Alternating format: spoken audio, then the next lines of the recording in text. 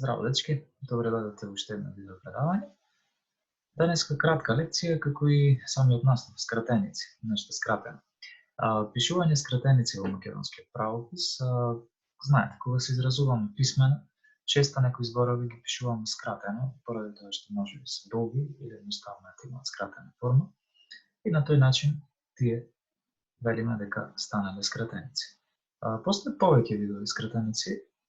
Ние ќе се задржиме на 3 вида и добро нив да ги знаете, мислам дека во голема мера и веќе ги употребувате во правописот, но баш неколку примери од токму македонскиот правопис. Првиот случај се скратеници во кои влегуваат првите букви од поодделни зборови или од група зборови. Значи, од цел збор се пишува само првата почетна буква. Секогаш или може да се напише, да речеме, ако се повеќе зборчиња, да се напишат и буквите почетни на другите зборчиња во редот. Затоа овие скратеници секогаш се пишува точка, да знаете. Еве примери: село, С точка, град, ГР, значи може да се пишуваат првите две букви, па точка, улица, исто, УЛ точка, книга, КН точка. Кога набројуваме повеќе работи, велиме и друго, кога завршуваме реченицата, пишуваме и ДР точка, и слично велиме и СЛ точка, например, на се останува ПР скратена точка, и така натаму ги пишуваме сите, значи почетни букви и, Т, Н, па тога ставаме точка, а не помеѓу нив. Ето така, тоа се некои од почесто употребувани скратеници кај нас. Зад скратениците стои точка, тоа го кажевме. Сега второто вели скратениците кои се пишуваат со првата и последната буква или слог меѓу кои се става цртичка. Тоа се вторите скратеници за кои што зборуваме денес. Пример: магистар, М цртичка Р. Значи првата буква и последната, а меѓу нив цртичка. Исто може да биде кај доктор, Д ќе биде цртичка ПР. Господица, еве малку поразличен пример, се пишува почетната, па цртичка и се става последниот слог. Ца. Господица. Ца. Значи Г цртичка Ца. Или господин може да биде, па ќе стои Г цртичка и Н, или господја, Г цртичка Ѓ А. Тоа е тоа. Одеме со наредното. Да.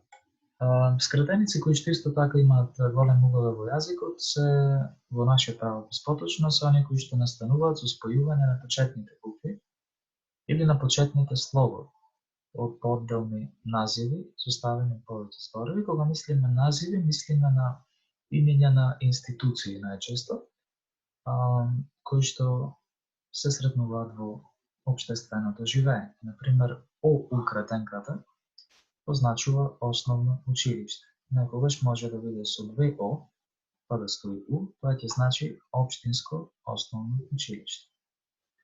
Кратенко од учебниците по историја, НОВ. Народно-ослободителна војна, во некој случај НОБ, така народно-ослободителна борба. Потоа имаме кратенка ГУЦ, што во превод вели градежен училишен центар. Потоа имаме кратенка ООН, Организација на Обединетите нации, и така натаму. Значи може да имате асно антифашистичко собрание за народното ослободување на Македонија. Може да биде кратеница, значи СОУ, Средно општинско училиште. Има многу. Зад овие скратеници, како што пишува, не се става точка, тие секогаш се пишуваат со големи букви, така или РМ, Република Македонија. Тоа е тоа. Вашата задача ќе биде да ги направите овие две вежби кои следуваат. Прво, направи скратеници од следниве зборови: доктор, точка, број, господин, машки род, денар, година. Се приметувате дека не се овие долги зборови, меѓутоа и од нив може да се направи скратеница.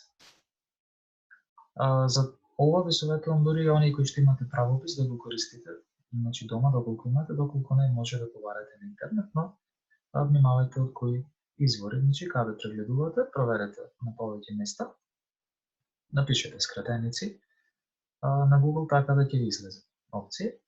И втората задача, во тетратката по македонски јазик напиши што значат следните скратеници, еве ги значи овие со третата група, како МРТ, АРМ, РМ, АСНОМ, МАНУ, ПТТ, ОУ. Некои ги спомнавме во лекцијата, но за некои ќе ве молам да направите малку истражување.